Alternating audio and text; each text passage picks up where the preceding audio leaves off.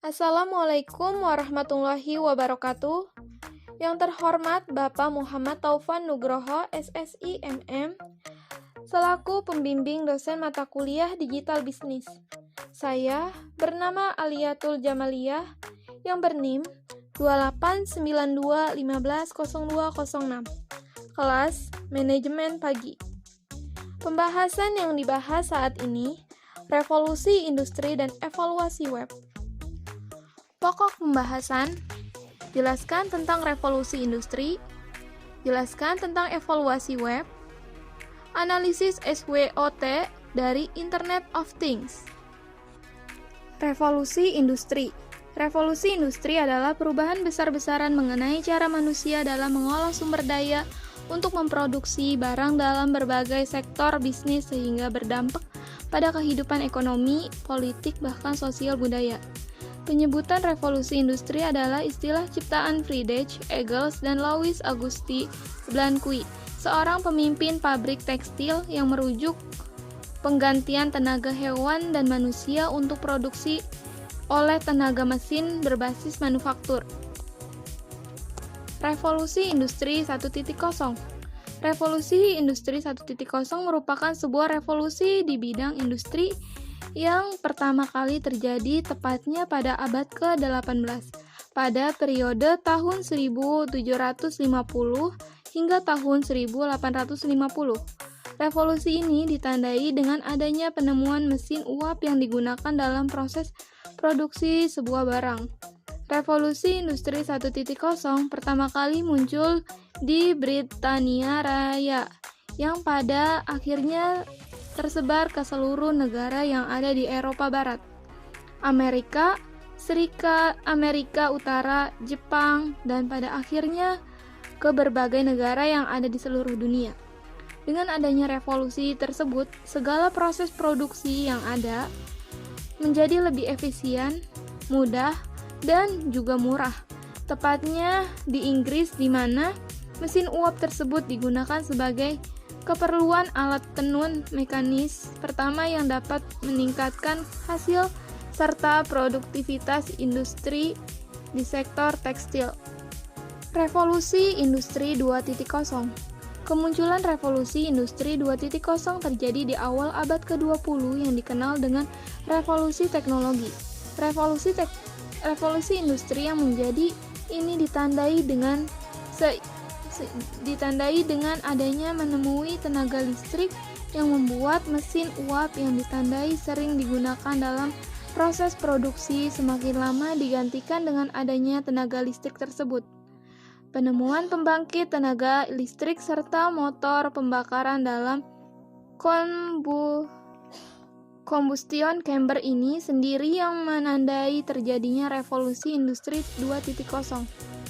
Penemuan tersebut yang memicu berbagai kemunculan teknologi baru seperti mobil, pesawat terbang, pesawat telepon, dan masih banyak lain lagi yang mempengaruhi kemajuan seluruh dunia secara signifikan. Revolusi Industri 3.0. Kemunculan revolusi industri 3.0 yang terjadi pada akhir abad ke-20 ditandai dengan adanya teknologi digital serta internet. Berdasarkan sosiolog Inggris yaitu David Harvey yang mengemukakan cara pandangannya mengenai revolusi industri terjadi di masa ini sebagai sebuah proses pemampatan ruang dan waktu semakin terkompresi. Revolusi Industri 3.0 ini dipicu dengan adanya berbagai mesin yang dapat bergerak dan juga berpikir secara otomatis, yang disebut dalam bentuk komputer dan juga robot. Selain itu, puncak revolusi Industri 3.0 ini ditandai dengan adanya revolusi digital, di mana yang membuat ruang serta waktu yang ada tidak lagi menjadi sebuah jarak. Revolusi Industri 4.0. Revolusi Industri 4.0 yang terjadi pada awal abad ke-21 merupakan sebuah Revolusi di mana manusia telah menemukan pola baru dengan adanya kemajuan teknologi yang terjadi begitu cepat sehingga mengancam berbagai permasalahan yang lebih konvensional. Menurut kanselir Jerman yaitu Angela Merkel pada tahun 2014 yang menyatakan arti dari revolusi industri 4.0 sebagai sebuah revolusi komprehensif dari segala aspek produksi yang terjadi di dunia industri melalui penggabungan antara teknologi digital serta internet dengan industri konvensional. Evaluasi web. World Wide Web atau web atau bisa dikenal dengan singkatan WWW merupakan sebuah ruang informasi yang digunakan mengenai global URL atau Uniform Resource Locator untuk mengenal sumber daya berguna. WWW merupakan kumpulan situs server dari seluruh dunia dengan kegunaan untuk menyediakan data dan informasi untuk digunakan bersama. Situs web yang terhubung ke jaringan pertama kali muncul pada tahun 1991. Tujuan dari tim ketika merancang situs web adalah untuk memfasilitasi pertukaran dan memperbarui informasi pada penelitian rekan di masa ia bekerja.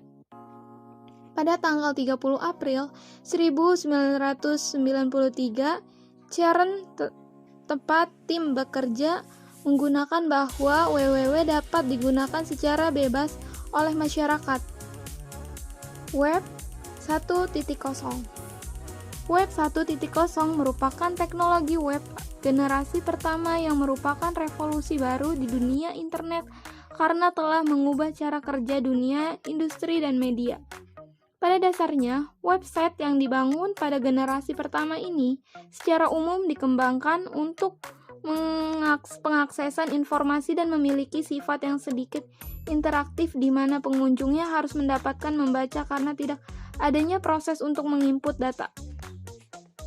Web 2.0 dicetuskan pertama kali oleh O'Reilly Media pada tahun 2003 dan dipopulerkan pada konferensi Web 2.0 pertama pada tahun 2004. Web 2.0 adalah revolusi bisnis di industri komputer yang dipicu oleh penggunaan internet sebagai platform dan merupakan suatu percobaan untuk mengatasi berbagai aturan untuk mencapai kesuksesan pada platform baru tersebut. Web 3.0. Web 3.0 adalah sekumpulan teknologi yang menawarkan cara baru yang efisien dalam membantu komputer mengorganisasi dalam menarik kesimpulan dari data online. Web 3.0 sebuah realisasi dari pengembangan sistem kecerdasan buatan atau artificial intelligence untuk menciptakan global metadata yang dapat dimengerti oleh sistem, sehingga sistem dapat mengartikan kembali data tersebut kepada pengunjung dengan baik. Web 4.0. Web 4.0 adalah private security dalam bentuk organisme buatan.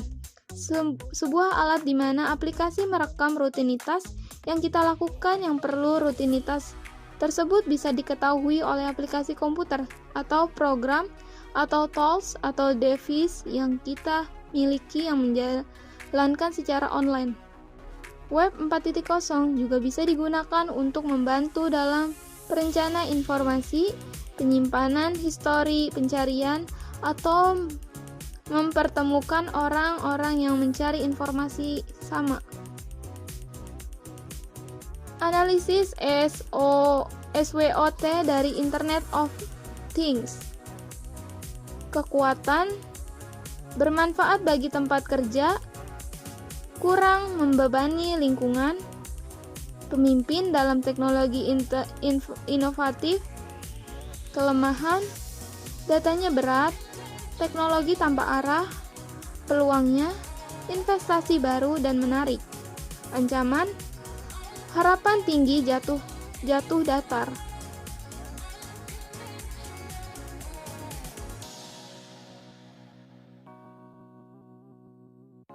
Demikian pemaparan materi dari saya. Mohon maaf apabila ada kekurangan penjelasan dari saya. Wabillahi taufiq wal hidayah. Wassalamualaikum warahmatullahi wabarakatuh.